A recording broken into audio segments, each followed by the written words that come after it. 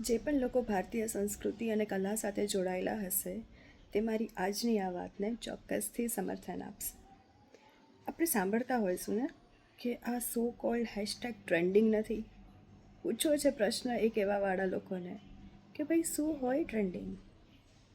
આપણી ભારતીય સંસ્કૃતિ, આપણી ગુજરાતી ભાષા, એનાથી ઉપર ને એનાથી વિશેષ કંઈ હોઈ શકે ટ્રેન્ડિંગ? આપણું હવે આ કર્તવ્ય બની ગયું છે કે જે ટ્રેન્ડિંગ તરફ વળી રહી આ વાતો છે એને આપણે આપણી સંસ્કૃતિ, આપણી કલા, આપણું જે લિટરેચર છે, આપણું જે સાહિત્ય છે એ કેટલું અદ્ભુત અને સુંદર છે એના તરફ લઈ આવીએ થોડુંક.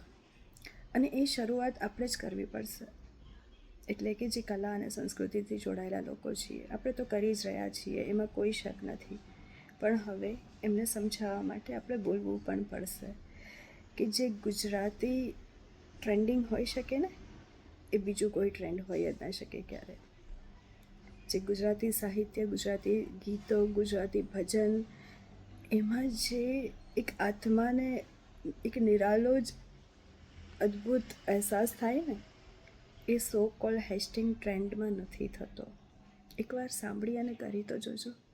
અને એટલા માટે જ કહેવાય છે કે ભાઈ આપણે ગર્વથી ગુજરાતી છીએ અને આપણા ગરબા એ વિશ્વવિખ્યાત ગરબા છે. તો એ ગરબામાં કોઈ ટ્રેન્ડ નથી આવતો, એ મનનો આનંદ હોય છે.